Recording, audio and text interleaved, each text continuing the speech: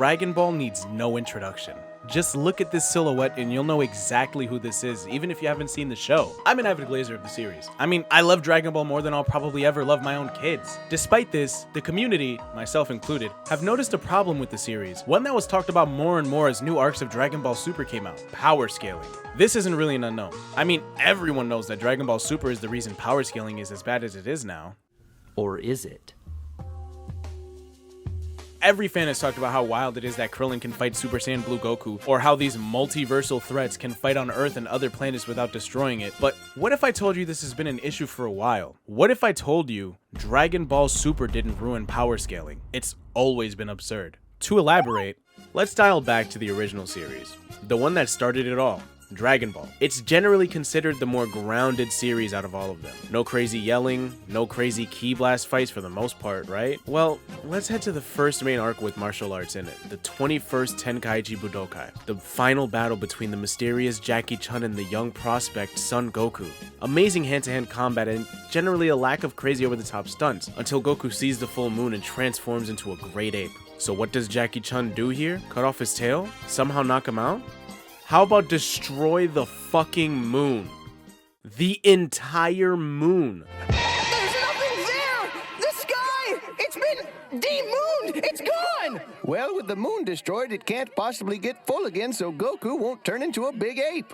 Do you know what Goku was doing before this? Fighting Yamcha, getting kicked into rocks and even the panel by him, and barely tanking bullets. Now he's fighting against someone who at full power can destroy the moon, someone he ends up no-diffing by the next arc. This was probably the first error in the series. Personally, I think that this was mostly supposed to be a gag, a bit over the top for a serious moment, but a gag nonetheless. It wasn't meant to be taken seriously because at the time, the manga was transitioning from a gag manga into a more serialized story. That being said, it's something that you can't really ignore with hindsight. It's an important power scaling moment that pretty much puts anyone stronger than Jackie Chun after this point, even though we never really see him again. I won't lie to you and tell you that Dragon Ball gets more insane than this. It's generally kept around this level, even if you look at the power levels in the Daizenshu. Things really start to get out of hand in the Saiyan saga. Enter Raditz, the brother of Son Goku.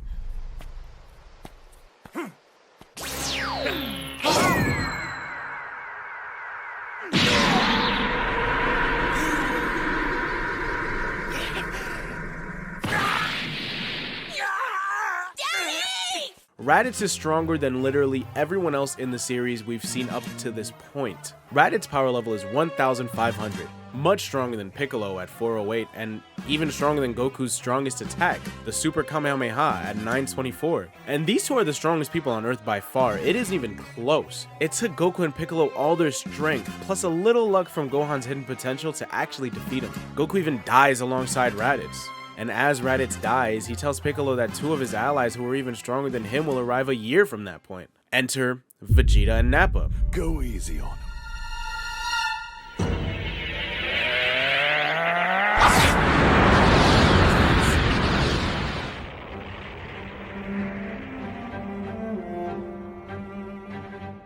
These characters really threw things out of whack, not just in terms of their power level, but everyone's power level. This is Goku's power level at this point in the arc. Pretty decently consistent, right? I mean, how much stronger can a guy really get within a year? It took Goku about 20 years to get to a power level of 416. There's no way a year could do that much more for him, right? And he's the main character. Except that's not Goku's power level. It's the Cybermen's power level. Characters created by the author to literally be fodder for the rest of the Z fighters. And Krillin, who was half of Goku's power level in the arc before this, a year ago at this point, is able to beat 3 of them at once.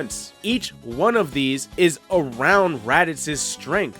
In fact, everyone gets absurd power boosts. These characters weren't even half of Goku's power level in the last arc, and somehow they all match or surpass Raditz. Tien, Krillin, Yamcha, even Gohan. And somehow Chaozu is stronger than Goku and Piccolo in the last arc. This is Goku's real power level, over 8,000. Crazy, right? Well, he can also multiply it up to 4 times with his technique, the Kaioken, albeit with a large amount of strain, and Vegeta is somehow over double Goku's base strength. Whatever though, right? I mean, the numbers are all super high, but at the end of the day, they're all moon level. I'm sure you're getting tired of this, but wrong again. Vegeta threatens to destroy the entire planet Earth with his attack. Your insolence just cost you this world! I'll blow it all to pieces, and there's nothing you can do to stop me!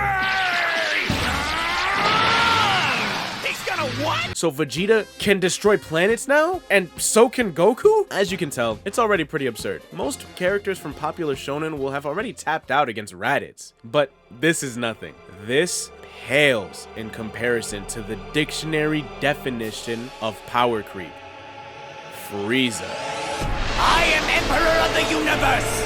The likes of you are only fit to grovel at my feet! Now then, which one of you should be the first to see hell? To die! In disgrace! At the hands of your master! I'll be the first to say it.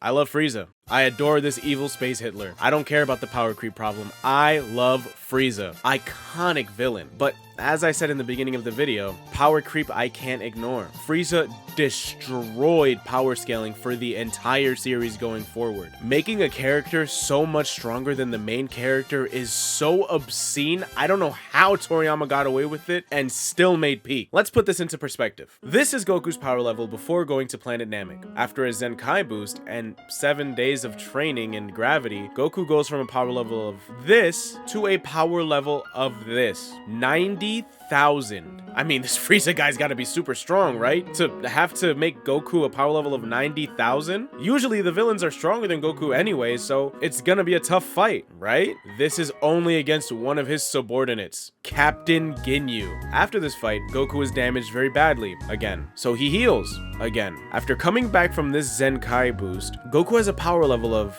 I kid you not, 3 million. Within a month from the 80,000 power level, Goku has increased his power by 375 times. Such a staggering amount for a character to do in any series, and yet he still pales. All pale in comparison to the galactic tyrant Frieza. Goku, with a 375 times increase and a power level of 3 million, is still only 2.5% of Frieza's full power. Even with Goku's strongest Kaioken, a times 20 Kaioken, which does unbelievable amounts of damage to his body, he's still only at 50% of Frieza's power. You can probably do the math, but Frieza's full power is 120 million. The main villain of the arc before this had a power level of 18,000.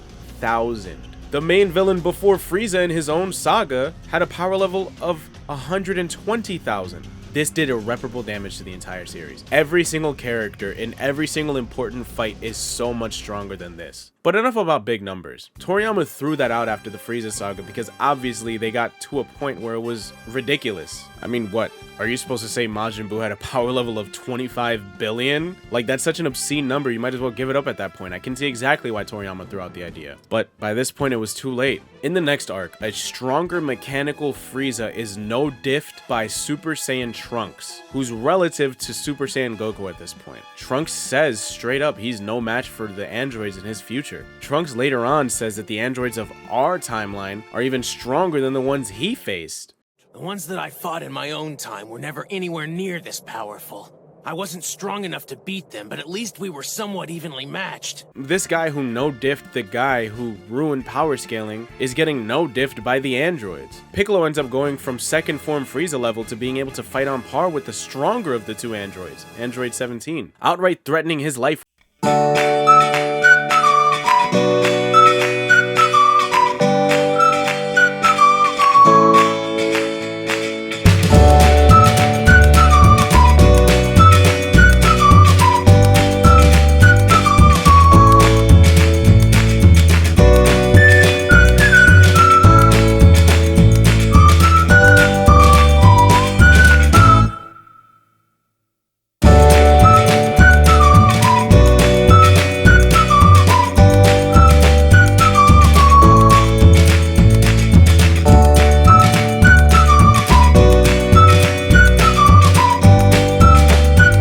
Sassy comments about it to Vegeta. Of course, it's fine if the rest of you go in there and train as hard as you need to give yourselves a fair shot.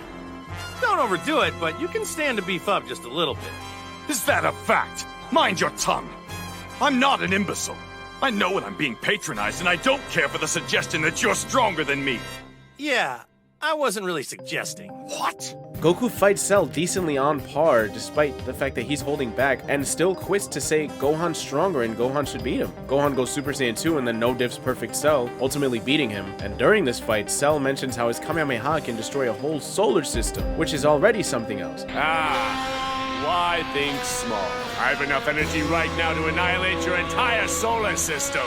Destroying the whole solar system doesn't just mean being able to destroy a star and the 9 planets orbiting it, 8 if you hate Pluto. It also includes all the moons, all the space debris, and all the empty space between all of these things as well, which is such a vast amount higher than just a couple hundred times of a planet that it's insane. And then the Buu saga gets even more wacky with all of this. Goten and Trunks are on par with the other Super Saiyans. They can also fuse into a warrior who's stronger than Super Saiyan 3 Goku. Someone who's at least, and it's implied he's way stronger, but at least 4 times stronger than Gohan was against Cell. A solar system level character, and he's 4 times that. Then Gohan becomes the strongest unfused fighter, only really being weaker than Bootanks / Buhan and Vegito. Vegito is able to no-diff Buhan, who has literally everyone else absorbed inside of him, even a Gohan who can no-diff everyone else besides Buhan. Then Goku is able to fight equally on par with Kid Buu, who's probably on par with the first Majin Buu we saw. And somehow, Dragon Ball Super makes this even worse. But everyone knows that much already. Overall, does the power creep ruin Dragon Ball? Nah, it honestly wasn't as bad as it could have been, and the series still kept a more grounded vibe despite the crazy moon-busting feat. Does it ruin Dragon Ball Z?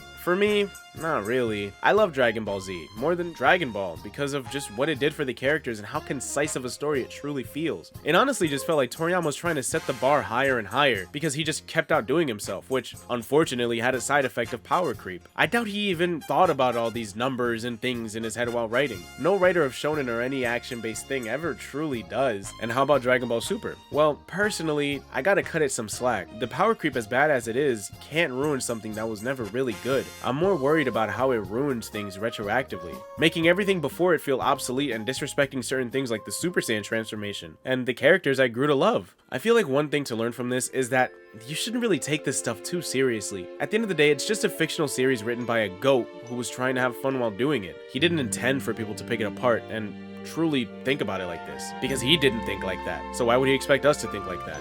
But anyway, that's it for this video. Love you. Bye.